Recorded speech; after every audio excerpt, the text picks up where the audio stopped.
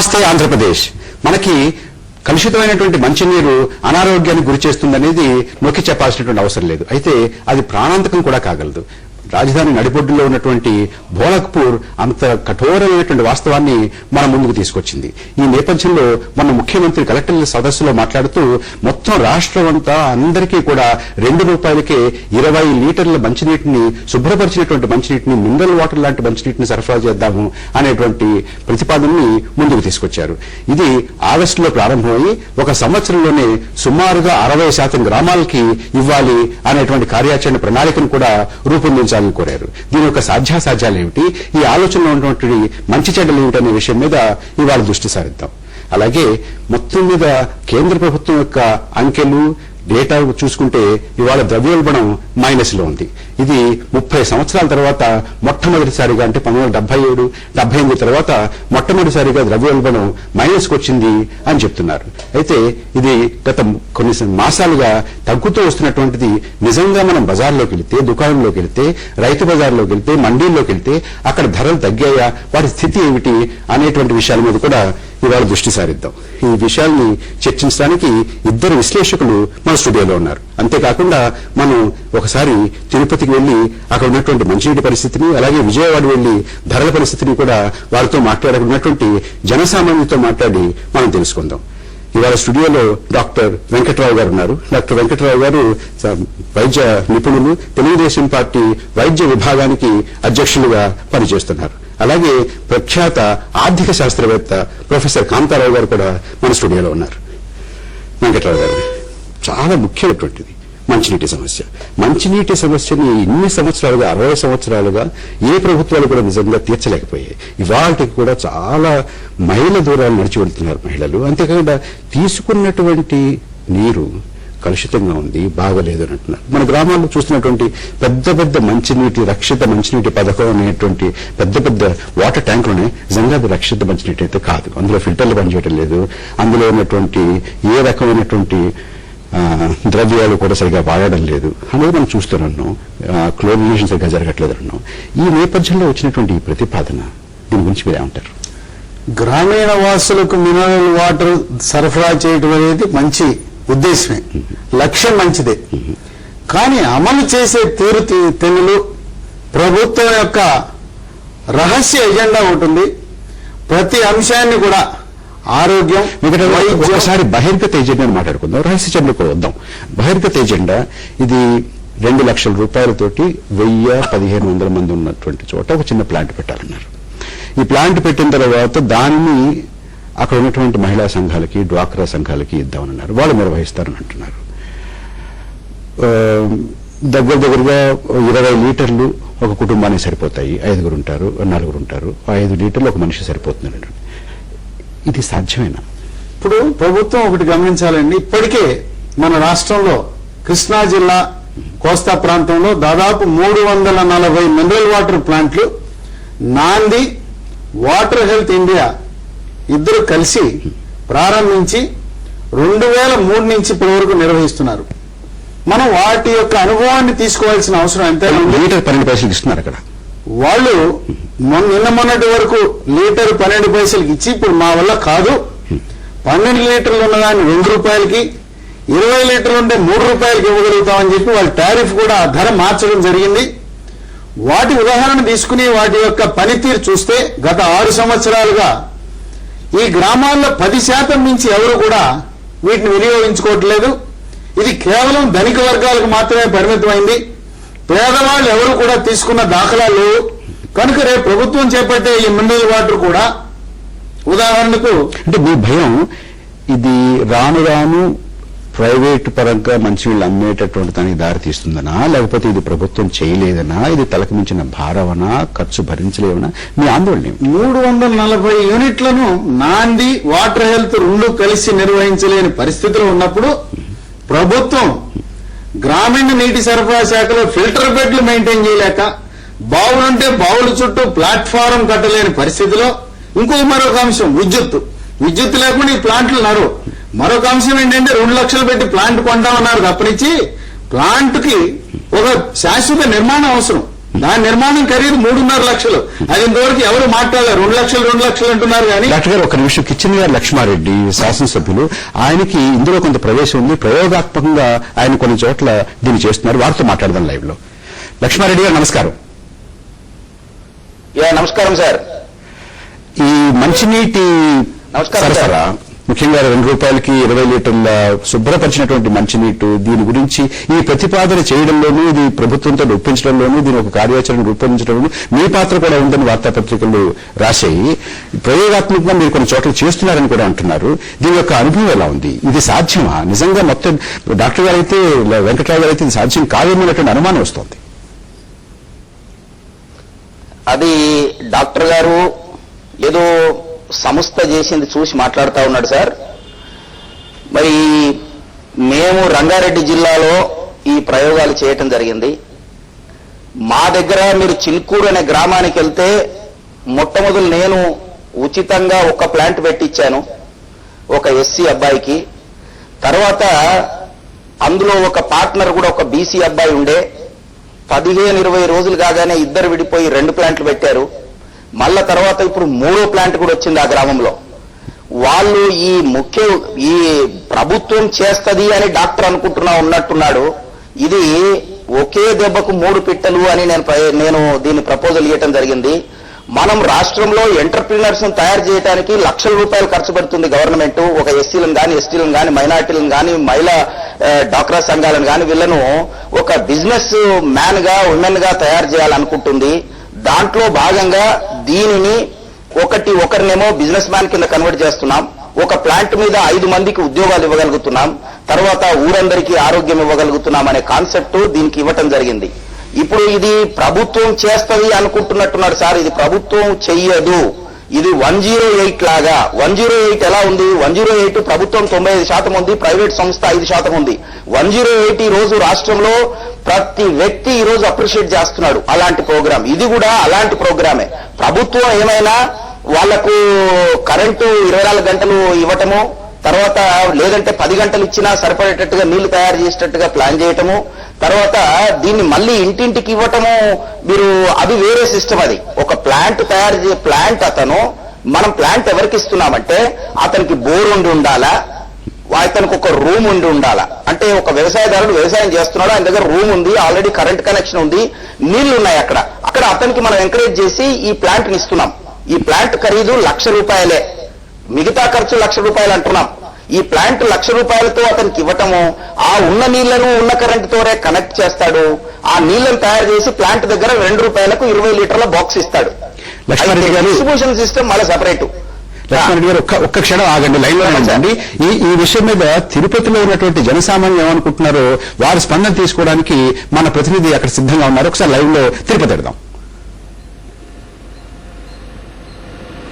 Thank you. ప్రస్తుతం ప్రభుత్వం August 15 నుంచి ప్రభుత్వం మంచినీరుని, మినరల్ వాటర్ ని ప్రజలకు అందించేందుకు సిద్ధమవుతోంది. దీనికి సంబంధించి అయితే ఇప్పటి వరకు ఇక్కడ ఉన్నటువంటి రాజీవ్ నగర్ పంచాయతీలో ఇక్కడ ప్రజలు ఏ విధంగా మంచినీటి కష్టాలను ఎదుర్కొంటున్నారు, రేపు రాబోయే ప్రభుత్వ పథకం ఎంతవరకు వీరికి ఉపయోగకరంగా ఉంటుందనే అంశం గురించి మనం మాట్లాడుకుందాం. చెప్పండమ్మా, ఈ రోజు ఇక్కడ ఉన్న పరిస్థితి అండి, మంచినీటి కోసం మీరు ఏ విధంగా ఇబ్బందులు పడాల్సి ఉంటుంది? చాలా ఇబ్బంది పడుతున్నాం సార్. 2 రోజులకు ఒకసారి వదులుతారు, రాత్రి 3 గంటలకు వదులుతారు. అప్పుడు మంచి నిద్ర, పొగులంతా కష్టపడి వస్తారు, దోమలు అవి కుడతా ఉంటాయి. అప్పుడు నీళ్లు దొరికిన వాళ్ళకి దొరుకుతాయి, లేని వాళ్ళకి లేదు. వీళ్ళు 10 లీటర్లు నీళ్లు మినరల్ వాటర్ ఇస్తామంటున్నారు. ఎక్కడికి అవుతుంది సార్? మాకు తెలుగు గంగ నీళ్లు దయచేసి గవర్నమెంట్ మాకు తెలుగు గంగ నీళ్లు ఇవ్వాలి. ఇప్పుడు వచ్చే నీళ్ళు సక్రంగా వదిలితే చాలు సార్ మాకు. మీరు చెప్పండి అమ్మా, రేపు 15వ తారీఖు నుంచి తాగటానికి మంచి నీరు, శుద్ధమైన నీరు అందించేందుకు ప్రభుత్వం ప్రయత్నం చేస్తుంది. దీన్ని మీరు ఏ విధంగా?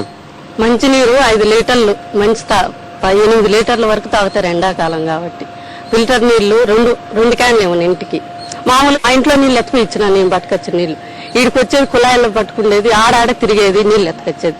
నీళ్లు సమస్య తీర్చమని మాకు ఫిల్టర్ వాటర్ 2 మంచికి వచ్చి ఇంటికి వచ్చి 2 క్యాన్లు ఇచ్చినా సరిపోతాయి. ఓ ఇంట్లో 10 మంది ఉంటారు, మంచికి 5 లీటర్లు తాగేది. రోజుకి వచ్చి 8 లీటర్లు తాగుతాను. మంచికి వచ్చి 8 లీటర్లు 2 ఫిల్టర్ వాటర్లు, మామూలుగా తెలుగు గంగ నీళ్లు వదిలితే చాలు మాకు.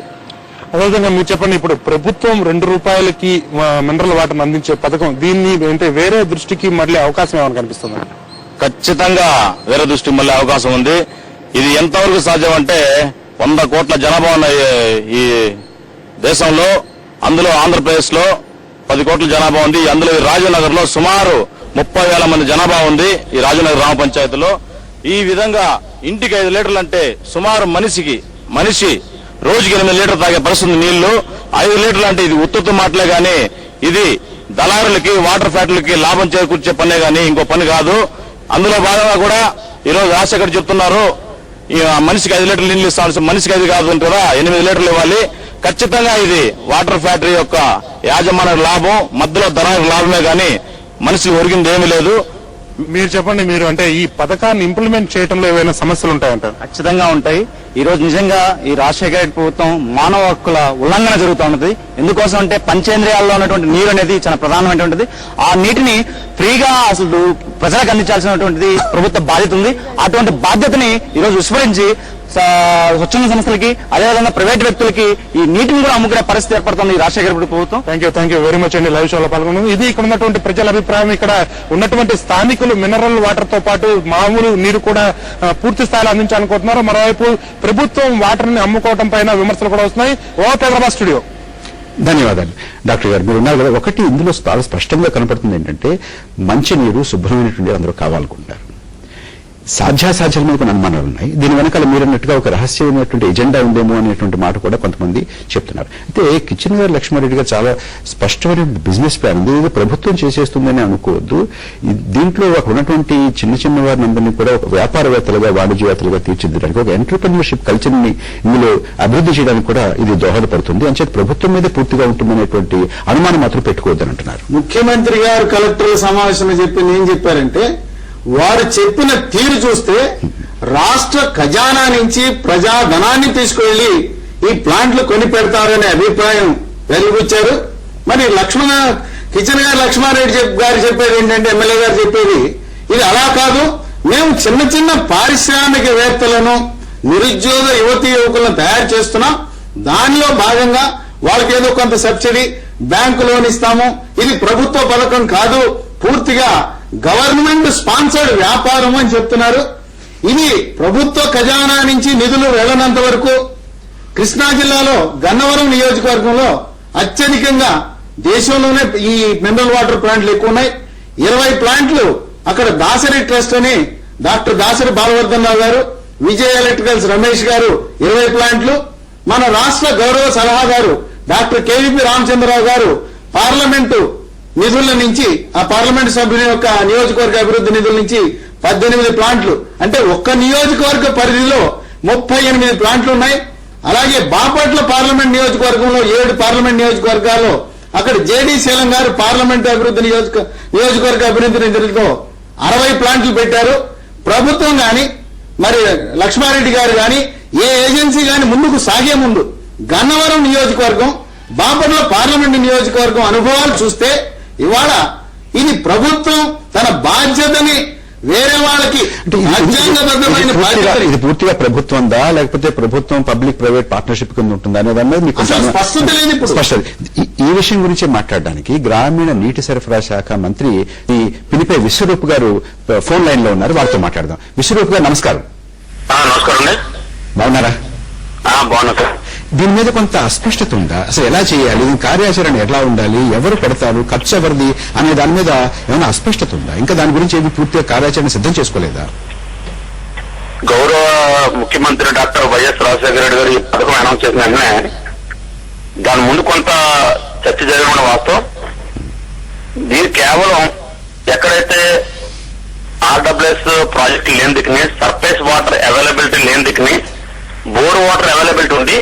ఆ బోర్ వాటర్ లో ఈ భూమిలో ఉన్నటువంటి కెమికల్స్ జస్ట్ లైక్ అమోనియా గానీ, యూరిన్ గానీ, అదేవిధంగా ఫ్లోరైడ్ గానీ, సల్ఫర్ గానీ ఇటువంటి కంటెంట్స్ ఉన్నప్పుడు వాటిని శుద్ధి చేసి రక్షితమైన మంచినీరు వాళ్ళకి త్రాగించాలన్నది పథకం ముఖ్య ఉద్దేశం అండి. దీనికి ప్రధానంగా బోర్వెల్ అవైలబిలిటీ ఉండాలి.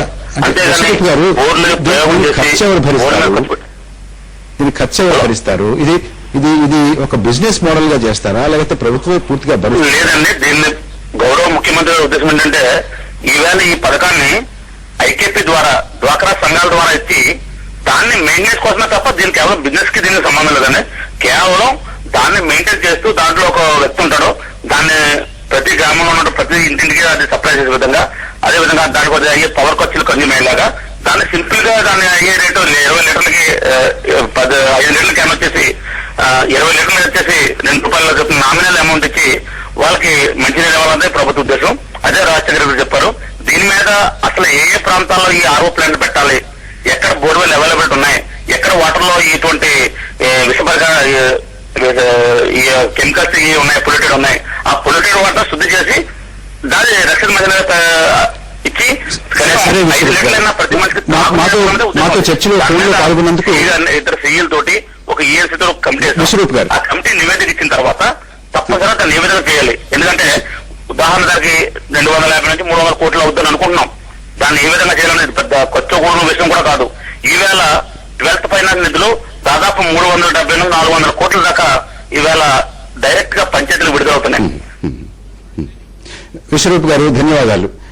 కిచెన్ గారు లక్ష్మారెడ్డి గారు కూడా ఇప్పుడు ఇంకా లైవ్ లోనే ఉన్నారు. లక్ష్మారెడ్డి గారు, ఇందాక డాక్టర్ గారు చెప్పింది, ఇప్పుడు మంత్రి గారు చెప్పింది, ప్రజలు ఏమనుకుంటున్నారు తిరుపతిలో అనే దాని మీద మీరు విన్నారు. మీ స్పందన ఏమిటి?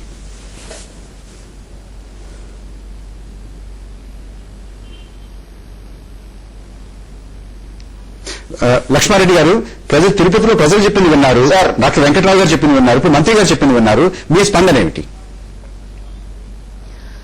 సార్ వీళ్ళ క్లారిటీ రాలేదు సార్, ఇంకా జనం కూడా క్లారిటీ రాలేదు. ఇక్కడ దాని వలన కన్ఫ్యూజన్ ఉంది. కృష్ణా మంత్రి గారి క్లారిటీ ఉందా? దేవటము అందరికి అంటే ఇప్పుడు ఇంకా ఇది ఇప్పుడిప్పుడే కాన్సెప్ట్ తయారైతుంది కనుక అందరికి కూడా క్లారిటీ లేకపోవచ్చు. ఇప్పుడు ముఖ్యమంత్రి గారు చెప్పేది ఏంటంటే కృష్ణా వాటర్నో, గోదావరి వాటర్నో, పర్మనెంట్ నీళ్లనో ప్రతి వ్యక్తికి నీళ్లు ఇవ్వటము అనేది ఆపట లేదు. ఇవి ఇప్పుడు మన ప్రపంచంలో మన భారతదేశము నీటి క్వాలిటీలో 120వ స్థానం ఉంది. 180 చిలుకు దేశాలలో మనం 120వ స్థానంలో ఉన్నాం.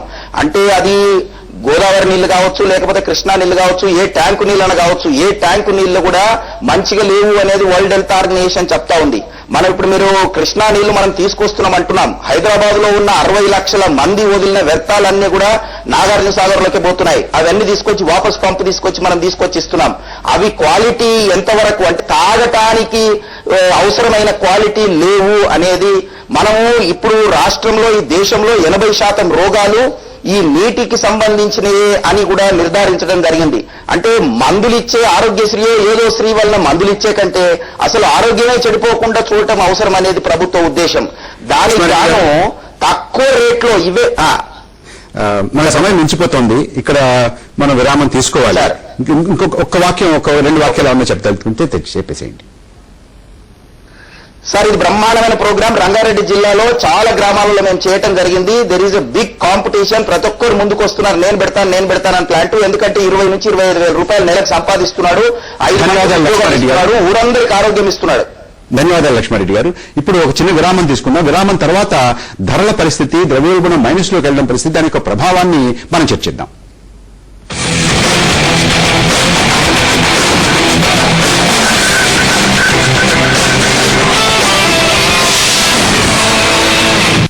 ఆగిపోవడం అన్నది నేను నేర్చుకోలేదు.